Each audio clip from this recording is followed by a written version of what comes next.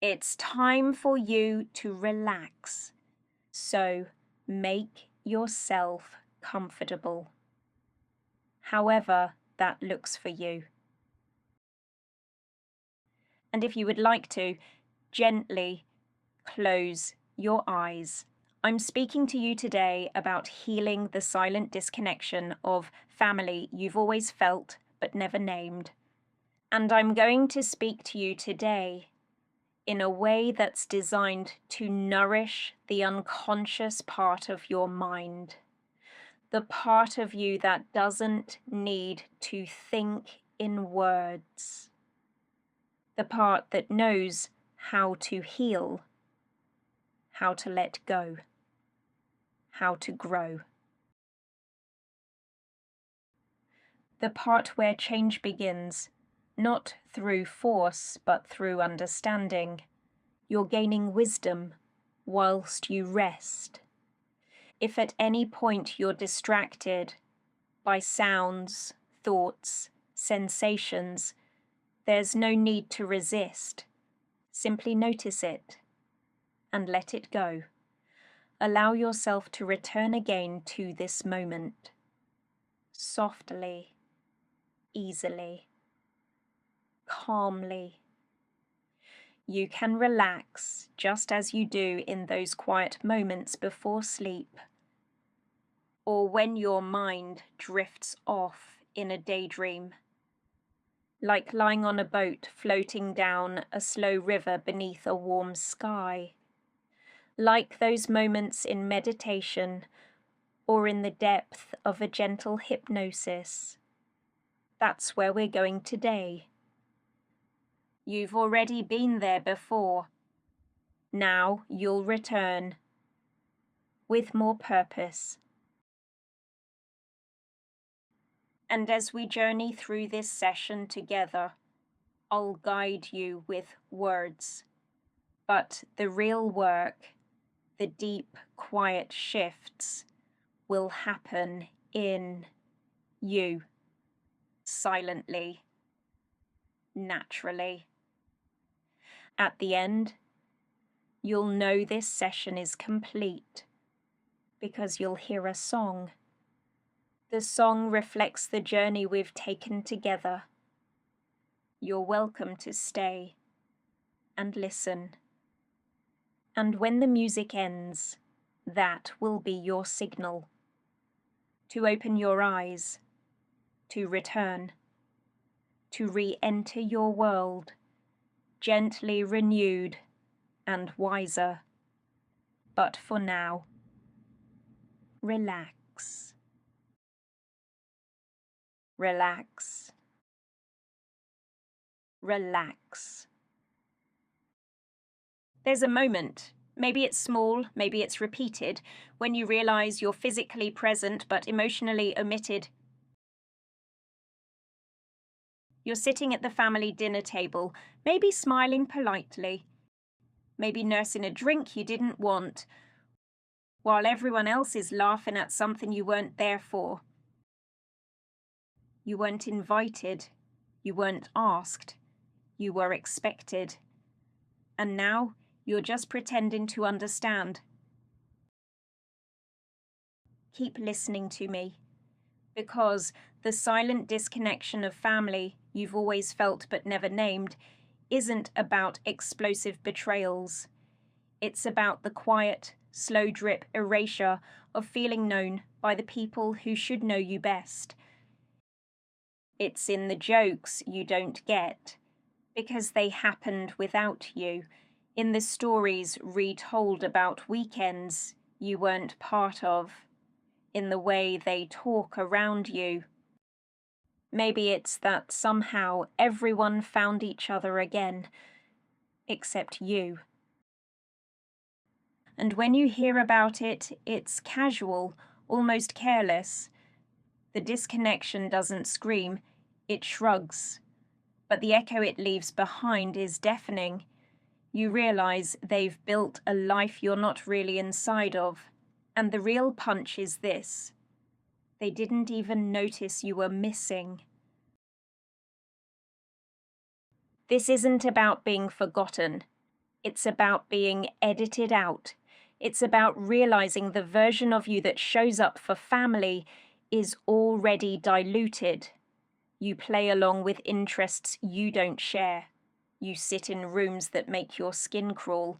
You laugh at jokes that make you smaller because the price of saying, "This isn't me," is social exile. So you perform, you moderate, you blend in, not because it feels good, but because it feels safer than being exposed. But here's the turn.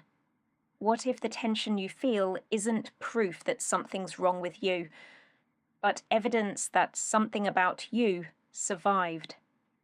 That despite the conditions, you didn't go fully numb? That somewhere inside, your refusal to fully comply is actually your loyalty to something real? The discomfort isn't just emotional, it's physical. Your jaw tightens, your chest folds inward. You become watchful, like a guest in your own lineage. And the worst part? You've been doing it so long you nearly forgot it wasn't normal.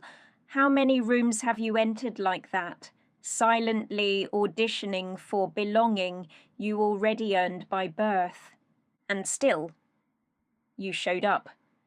Even when it felt hollow, even when the invitation never came, even when your presence went unnoticed. That means something. It means that part of you refused to disappear. You didn't shut down completely. You didn't become what they expected. And now, that tiny flicker of self, the one that kept showing up, is ready for more. Not performance, not approval, just space to finally exist, fully and without apology. Now, I'll count from 5 down to 0 as we explore this more. It will become lighter and lighter. And with each number, allow yourself to drift a little, more settled, more still. 5, sinking into the surface beneath you. 4, your shoulders softening, your breath slowing. 3, your thoughts becoming quieter, less important. 2, every part of you safe, present, calm. 1, deeply relaxed. And 0, just be here now. If you've ever wondered why you keep ending up in rooms where you feel like a visitor in your own life, listen to this next section because it's going to tell you how the silent disconnection of family you've always felt but never named became your emotional default. You didn't just wake up one day and decide to be distant or detached. You were trained subtly, repeatedly, and often with a smile. From early on, most of us were conditioned to believe that fitting in was safer than standing out. Maybe you were the clever one, the sensitive one, the artistic one, the non-drinker, the deep thinker. And maybe that wasn't convenient for the family system you were dropped into. In families where survival means sameness, any difference, emotional, intellectual, or energetic, is labeled a problem. So you learned to mute yourself. You learned to shrink your curiosity, dim your opinions, fake enjoyment, and eat the damn food, even when it made your stomach turn. You played along to be tolerated, not treasured. And it didn't stop at home. School taught you that success came from compliance. Religion may have taught you that obedience was the gateway to love, and society taught you that standing strong meant either dominance or disappearance. Nothing in between. So when your family made a joke at your expense or left you out of the loop, You didn't push back.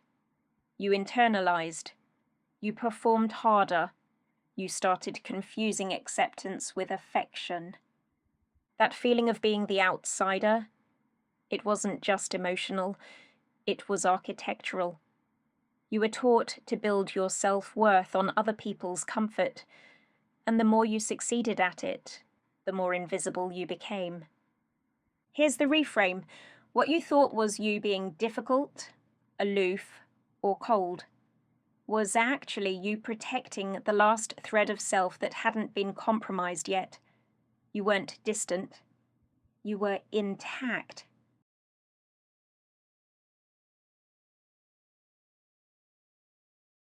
And let's be real, low self-esteem is like a bad Wi-Fi signal. You keep standing in the same sad emotional corner, hoping this time they'll see you. Spoiler, they won't. But you can. You're not broken. You were built in someone else's image, but you don't have to keep living there, because now that you've seen the blueprint, you can build differently. The patterns that shaped you don't have to define you. You're allowed to pause mid-sentence. You're allowed to revise the rules. You're allowed to stop playing the role they assigned you and start remembering the person you were before the edits. That remembering is a rebellion.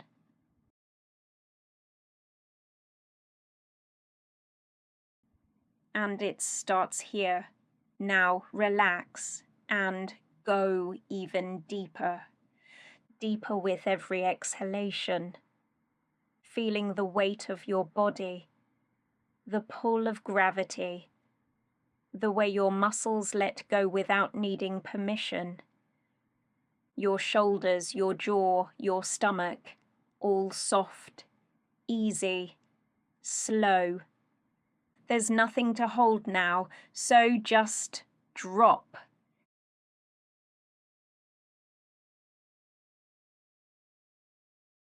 Have you ever wondered how much it's really costing you to feel like a stranger in your own family? Then listen up, because I'm going to tell you exactly what the silent disconnection of family you've always felt but never named is stealing from you, quietly and every single day. It starts in the body. You brace in their presence. You shrink just a little when they speak. Your breathing shallows without you realizing. At first, it's just a tension in the shoulders or a slightly too firm jaw. Then it turns into the way you crash after family gatherings, feeling inexplicably exhausted. You tell yourself you're just tired, but you're not. You're drained from holding a version of yourself together that doesn't even feel like you. This isn't just emotional discomfort, it's slow erosion. You become the kind of tired that sleep doesn't fix. You lie awake at night, trying to replay conversations, wondering if you imagined the exclusion, or if you deserved it. You spend your mornings drinking coffee like it's armor and calling it a routine. Your brain's foggy. Your focus is scattered. Your motivation is hollow. Every task takes more effort than it should. Every relationship feels like a tightrope. And over time, that disconnection doesn't stay in the family box. It leaks into friendships, into intimacy, into your ability to trust that anyone truly sees you. You second-guess compliments.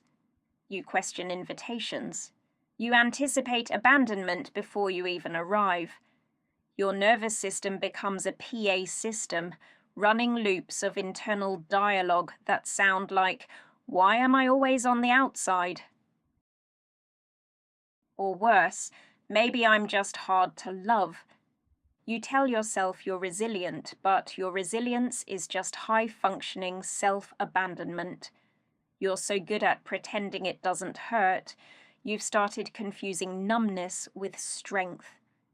But let's be honest, your coping strategies are like duct tape on a sinking ship.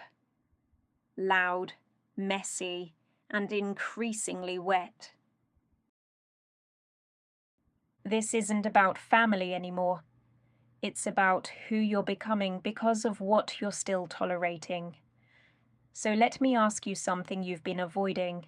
What does it cost you to keep staying quiet just to keep being included? Because you're not just holding onto a disconnected family, you're letting go of yourself. But even in that loss, something powerful remains. The self you abandoned never stopped waiting for your return. It doesn't need to be rebuilt from scratch, just uncovered.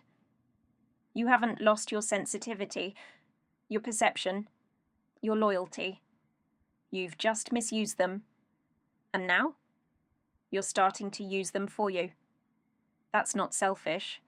That's sacred. And now, relax. Relax. Relax. Relax like a tree releasing its leaves in winter. Like clouds letting go of snowflakes. Relax like a tree in spring, dispersing blossom like confetti in a sunny breeze. Drifting down, gently, easily. Not forced, not hurried, just natural. Let your inner world settle like snow in still air. Let me tell you about a man named Mike. Mike wasn't the type to complain.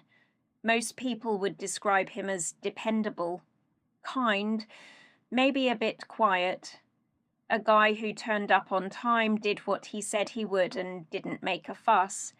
He had a solid job in engineering, gave generously at birthdays, showed up at family things, always remembered to bring wine.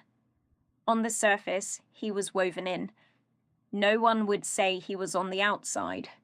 But he always knew he wasn't on the inside either. He noticed it in the way they spoke, his brothers, his cousins, even his mum. The conversations flowed without him. There were references he didn't recognize, memories he wasn't in or had selectively forgotten. He'd smile and nod, say, "Ah, yeah," like he was just out of earshot when it happened, instead of entirely absent.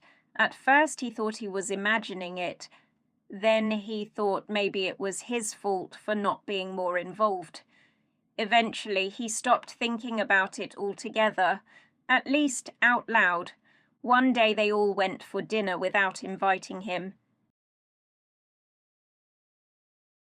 Later, someone mentioned it in passing. "Oh, you were away, weren't you?" He wasn't, but he just laughed, made a joke about being forgettable. Classic Mike, easygoing, unbothered. The truth was, he went home that night and silenced the group chat on his phone. Not in anger, not in protest, just as a quiet way of making it all stop. He wasn't bitter. He just stopped trying. But the trying had been invisible, even to him. All those years of adjusting himself to fit a room that never quite opened. He hadn't realized how heavy it had become until he put it down. He didn't feel triumphant. He just felt clean. And slowly, something shifted. He stopped showing up to places that made him feel smaller. He stopped laughing at jokes that landed like slaps. He let silence stand. Instead of performing interest he didn't feel. No dramatic exit. No confrontation. Just the quiet decision. I don't need to belong where I'm only accepted if I disappear. He wasn't withdrawn. He was just finally done auditioning. And the moment he stopped trying to earn proximity, he realized how far away they really were. But he also realized something else, how close he felt to himself, without needing to impress or explain. Just being. It didn't fix the gap.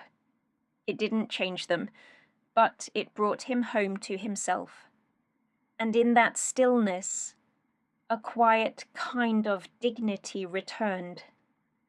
The kind that doesn't need to be seen to be real. You don't need to be anyone here. No titles, no roles, no performances, just breath and body and mind. This is the space beneath identity, where truth has room to speak. So relax deeper now into the you that nobody sees, but everyone feels. If this is something you want to understand, keep listening and learning, because the healing from a silent disconnection of family you've always felt but never named is your next step. And that's where the real shift begins. The moment you stop asking why they did it and start asking why you keep letting it shape you. Let's be clear, this isn't about blaming yourself. You didn't create the disconnection. But you've been reinforcing it. Every time you laugh when it hurts, go when you've not wanted to, stay when you feel erased. That's not loyalty. That's emotional ghosting, with you as the ghost. But there's power in seeing it for what it is. Ownership isn't shame, it's freedom. Because once you stop waiting for them to include you, explain themselves, or finally make it right, you're free to build something real. And you already have. The fact you've kept showing up for people in your life, even after being sidelined, means there's a part of you that never gave up on real connection. It's not broken, it's just been misdirected. So, what if responsibility isn't the end of the story, but the start of the healthy, healing resistance? What if taking the wheel doesn't bring peace, but reveals that you've been driving in the wrong direction with someone else's sat-nav? The truth is, when you stop trying to belong to people who never saw you, you don't just lose your place, you lose your identity. And rebuilding from that isn't easy. It's not calm. It's disorienting as hell, but it is clean. And every day you hesitate, the old version of you grows stronger. That quiet, compliant self gets louder. Just keep the peace. Don't stir it. Don't make it worse, but worse was already here. It was just dressed in politeness. So let's call this what it is. Today is the day you stopped auditioning. You thought healing was going to feel like a hug. Instead, it feels like kicking a chair out from under yourself and learning you can stand. Radical responsibility. It's not yoga and candles. It's dragging your nervous system through the fire so it stops flinching at its own truth. And no, it doesn't feel good. But it feels real. And real is where power begins, because in reality, you get to move, you get to choose, you get to act from clarity instead of compulsion. This isn't a fight to win, it's a life to reclaim. And now that you've stopped looking at them to save you, you're finally starting to notice. You were the one holding the map all along. But your conscious mind can rest now, and you, unconscious mind, can handle the task effortlessly. your conscious mind can let go of this work. Let it step aside. Let the deeper systems take over, the ones that don't need effort, only permission.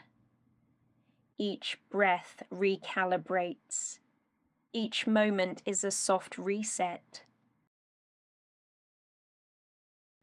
Nothing to fix. Just allow. Carl Jung said, "The most terrifying thing is to accept oneself completely." Keep that in mind, because if you've spent your life on the edge of your own family, nodding along, holding your tongue, laughing when it hurts, what you've actually been managing is your own shadow. That's the part of you that got exiled early, the parts that were inconvenient, too intense, too emotional, too clever, too other. So instead of integrating them, you pushed them down. You put on the mask. Jung called that the persona, the version of you that plays nice, fits in, and survives. But here's the kicker.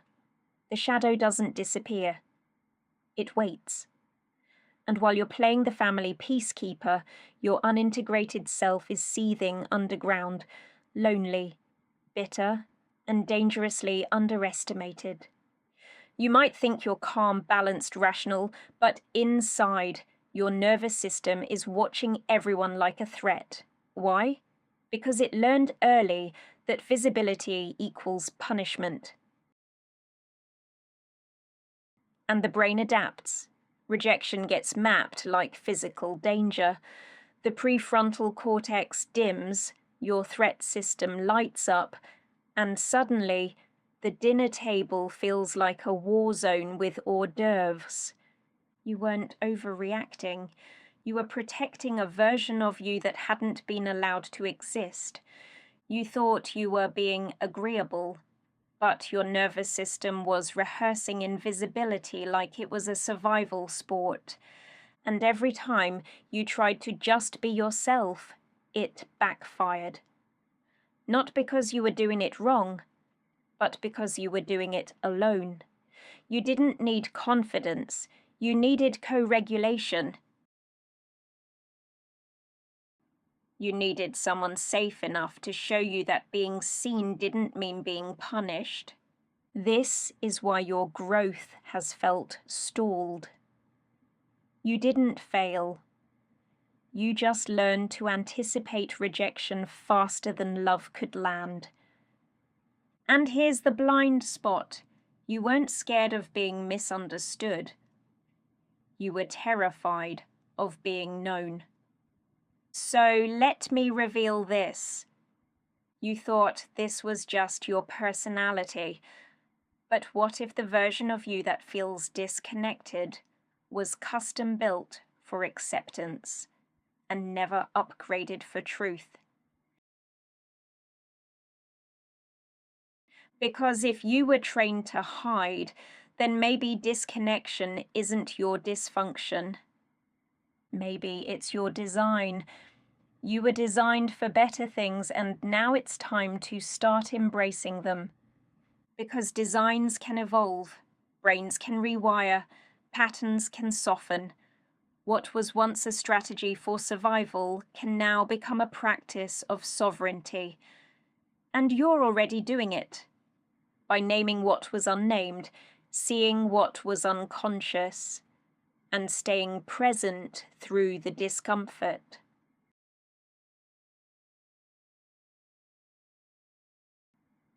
That's not theory. That's transformation in motion. Now let your body guide you. Feel the heaviness in your arms, the warmth in your hands, the gentle stillness of your spine, like a river settling after the rain. Smooth, clear, calm. Let the stillness wrap around you like warm air. This is where change settles in.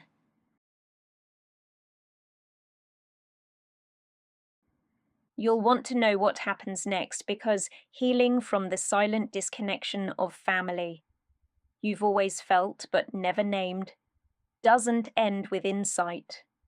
It ends when your mouth opens, when you pause before saying yes, when you catch yourself about to laugh at a joke that costs you too much to be funny.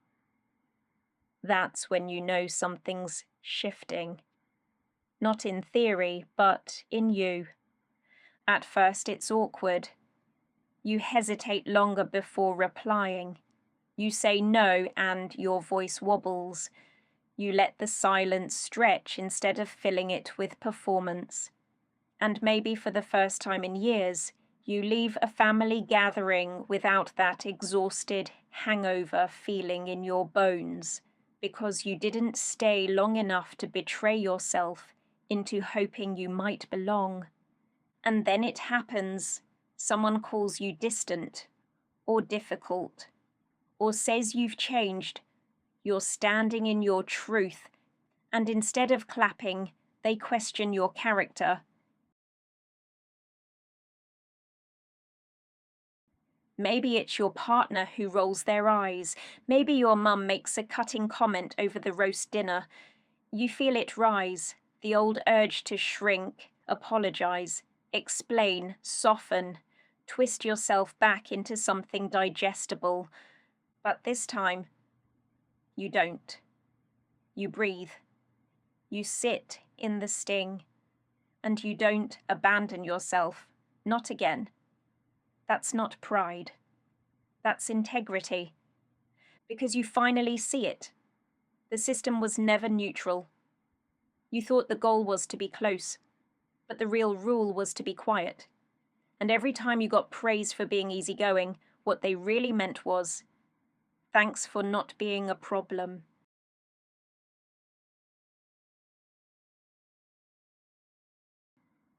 You're not just changing your life. You're confronting a blueprint that taught you how to survive by staying silent. That's not easy. That's engineering. And sure, becoming assertive when you've been trained for invisibility is about as graceful as a giraffe on roller skates. But you're doing it anyway. Why?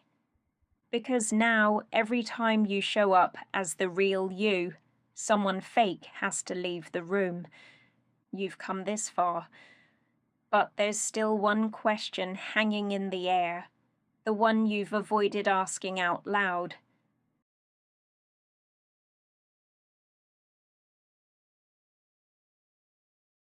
Who are you once the performance ends? Turns out, you're quieter or louder than they would like, sharper, more deliberate. You walk into rooms differently, not demanding space, but no longer asking for it either. You start to exist in full scale, not bigger than others, just no longer smaller than yourself. That's not confrontation, that's coherence, and people can feel it. Soon you'll begin to rise, but not yet.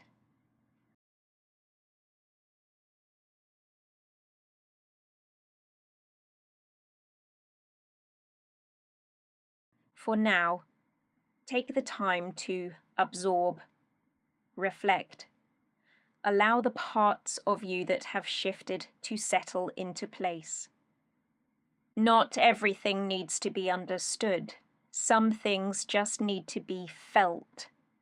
You're almost ready, but take a moment longer in this quiet space. You've done something most people never do. You looked at the wound and didn't flinch. You named the pattern without sugarcoating it. You stood still in your own truth, even when it felt like standing alone. That matters.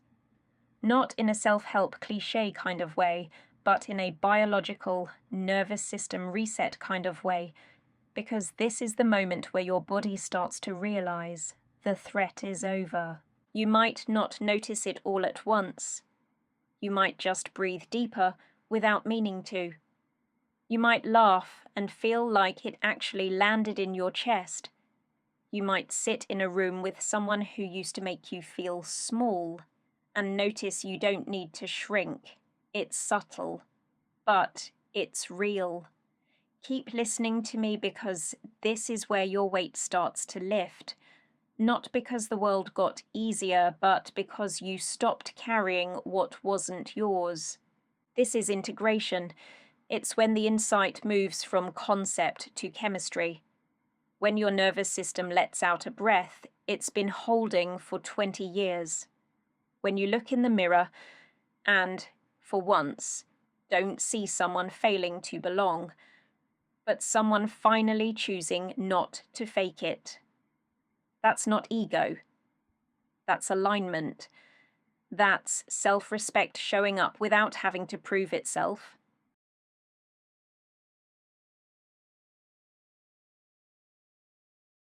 And sure, you'll wobble, you'll second guess, you'll get drawn back into the performance when old dynamics come knocking. But the difference now, you'll feel it, the itch, the squeeze, the way your body tenses when you start playing the role again. And because you feel it, you can pause, you can breathe, you can choose something different. This is what lightness actually feels like. Not bliss, not perfection. Just less. Less pretending, less proving, less emotional debt. You're not floating off into enlightenment. You're walking more firmly into your own life.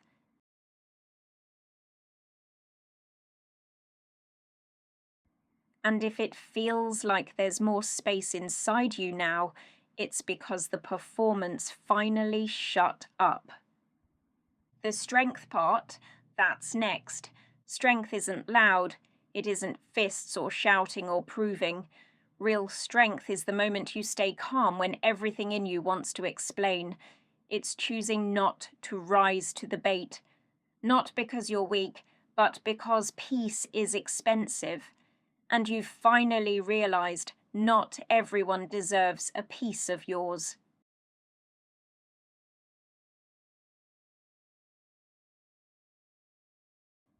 You want to know what power looks like after you heal from the silent disconnection of family you've always felt but never named. It looks like you, breathing slowly, replying late, saying no without guilt.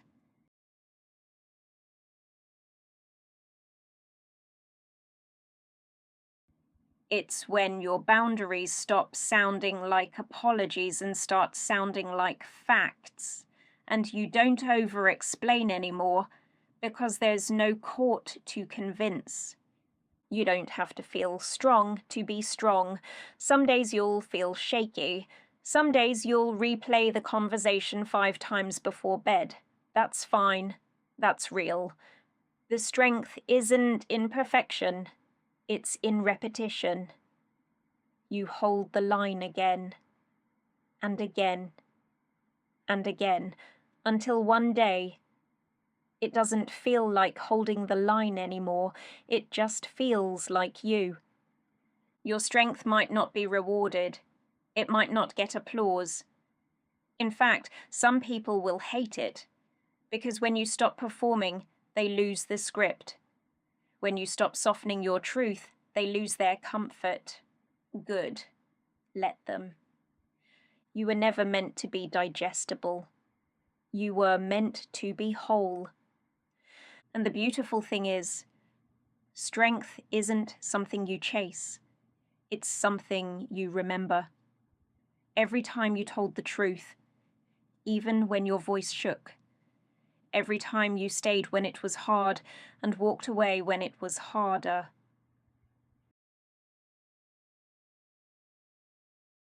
That strength, it was always there. Buried maybe, but not broken. And sure, it's awkward at first. Setting a boundary for the first time is like walking around your house in a brand new pair of boots. Loud, stiff, and weirdly satisfying, but eventually you stop clomping.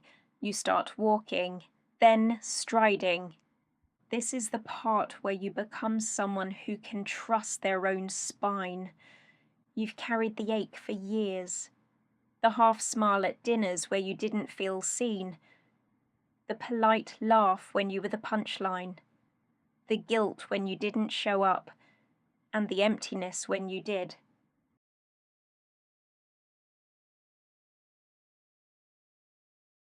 But now it's different. You still feel the echo of the silent disconnection of family you've always felt but never named. But it doesn't own you anymore. You see it. You name it.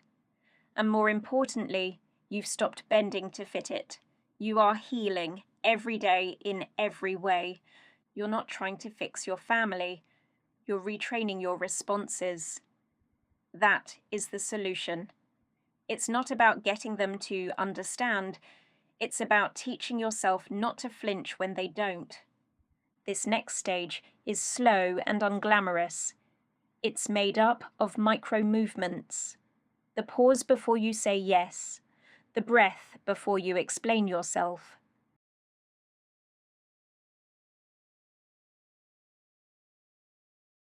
The moment you catch the urge to apologize for simply existing, and you don't. These aren't just new behaviors. They're new boundaries forming in real time. If you want real change, listen up, because what heals you is not the big declaration. It's the boring repetition. It's when you stop oversharing with people who've proven they don't hold your words with care. It's replying, "I'll get back to you," instead of instantly accommodating. It's saying less, needing less, feeling more. That's when you know the system is rewiring.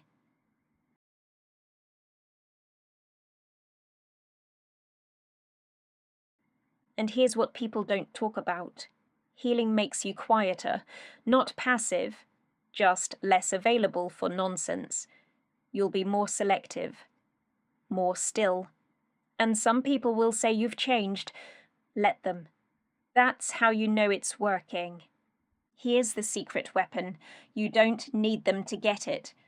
You just need to stop getting lost in it. You don't need a big confrontation. You just need to stop performing in scenes that never honored you. And when your nervous system starts to panic, because it will, when your whole body screams, "Say something, fix it, make it nice," that's when you breathe and say silently, "This is new, but I'm safe. I don't owe anyone my return." You thought healing would be loud. Turns out it sounds more like a door quietly closing that you don't reopen.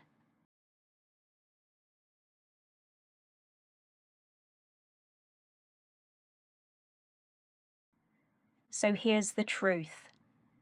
This isn't a fix. It's a rhythm. It's a practice. And it gets easier. Because the more you walk away from what harmed you, the more you walk into what heals you. The performance ends. The repair begins. And after this, you rise.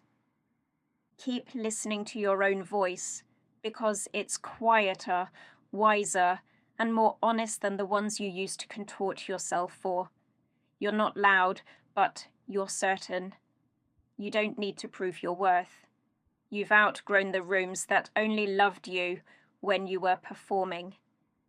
Now you move differently, not with arrogance, but with awareness. You no longer chase inclusion. You choose alignment. And that's what becoming really means. It's not a performance. It's the quiet decision to stop abandoning yourself for peace that was never peaceful. You're calmer now. Clearer. Not because it doesn't hurt, but because you finally believe your pain deserves better than silence. What if the story isn't over? just unfolding.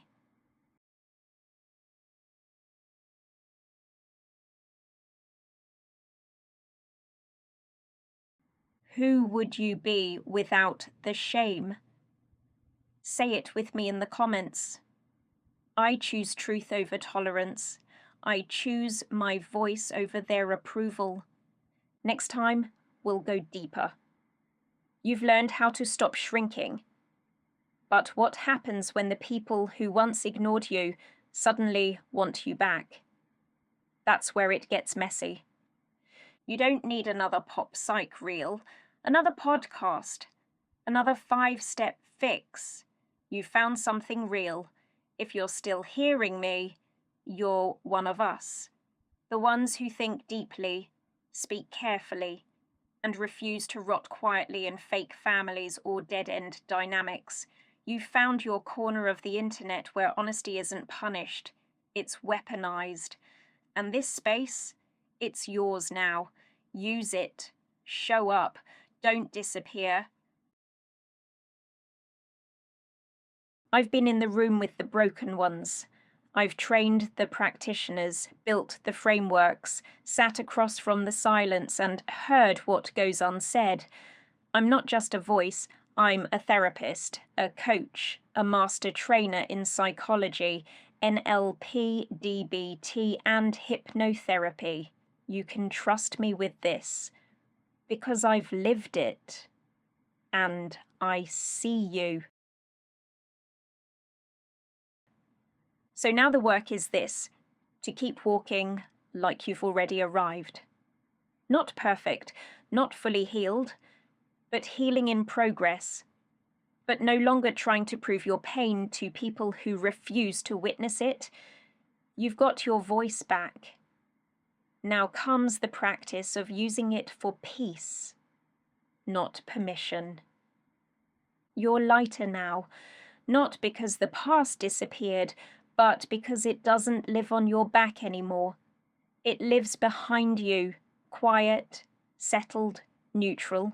You're not carrying it in your jaw, or your stomach, or your breath. You're breathing differently now, deeper, slower, like someone who's been let out of something they didn't even realize they were inside of.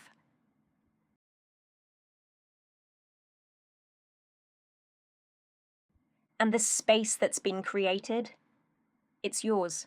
Not borrowed, not negotiated, yours. You don't need permission to feel peace. You don't need a reason to feel good. You just do. And it's safe to enjoy that. It's safe to rest. It's safe to smile, even if no one else is smiling with you. You're no longer waiting for the room to approve of you before you approve of yourself. So let your body feel it now. Let your shoulders drop a little further. Let your face soften. Let your hands unclench. Let your chest open, wide and warm. This is what arrival feels like. Not loud, not dramatic, just true. You are allowed to feel good for no reason. You are allowed to feel proud without evidence. You are allowed to feel light even if you've spent years in the dark. None of it needs justification. You are not preparing for a fall. You are not bracing for rejection.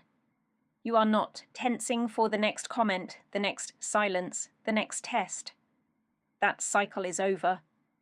You're not repeating it here. Here, there's just breath. There's just you. And all that space you now hold to move, to rest, to laugh, to exist. You're no longer half present. You're no longer reading the room like it's your job to predict every shift in mood. The only mood you're responsible for now is your own. And it's becoming lighter, brighter, spacious, not because everything outside changed, but because everything inside is finally allowed to exist as it is, without edits, without apology, without needing to be more or less. You're going to laugh more now. Not performative laughter, not polite laughter. Real, bubbling up from inside laughter. The kind that surprises you. The kind that reminds you you're alive. You'll notice beauty more often too. Color will look brighter. Light will feel warmer. Even ordinary things, a tree in the wind, steam from a cup of tea, the rhythm of someone's voice will feel like small pieces of art scattered through your day. Life won't feel quite so grey, because you're no longer looking through a filter of effort. You're just here, open, breathing, seeing the world as it is, without armor, and finally, with wonder. You are supported, even when the room is quiet, even when no one is physically near. You are not alone in this experience. Others have walked this path, maybe quietly, maybe anonymously, but they're here, listening, healing, breathing alongside you. You may never see their faces, never hear their names, but you'll feel them in the quiet strength that rises in you, in the moments when you stand tall and feel steadier than you've ever been. Because you are no longer carrying this alone. You are part of something now, something real. And for the first time in a long time, you are felt. You are understood. You are met. This is your homecoming. To yourself, to your breath, to your truth. And it's just beginning. In a moment, I'll count from 0 up to 5. And with each number, you'll begin to return, clear, calm, and aware. 0, breath deepening. 1, awareness coming back into your hands and feet. 2, more connected, more steady. 3, bringing back what you need and leaving behind what you don't. 4, fully present. And 5, eyes open when you're ready, awake, clear, and back with the world.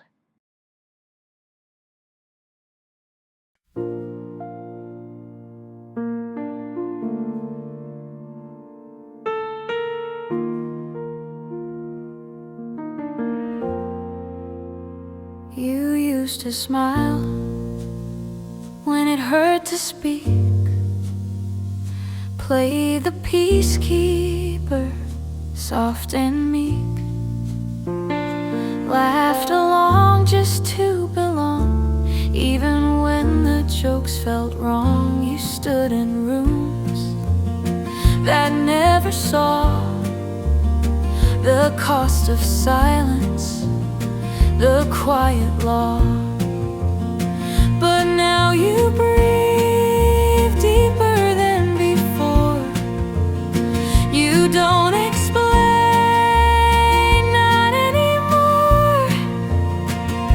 You walk like you deserve the ground. No need to make yourself shrink down. You're not waiting to be let in. You've built the room you're standing in.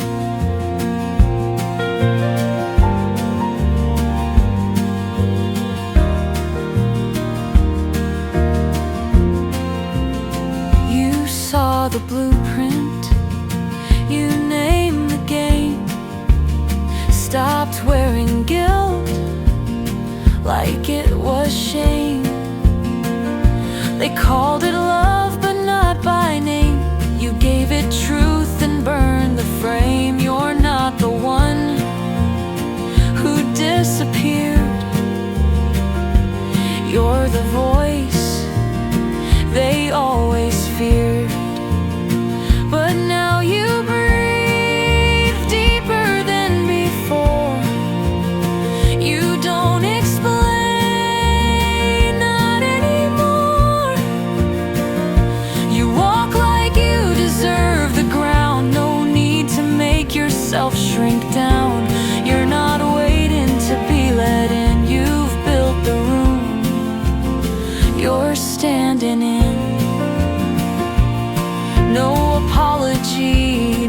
disguise, just steady hands and open eyes. You found your calm, you found your skin. You're not the ghost, you're rising in.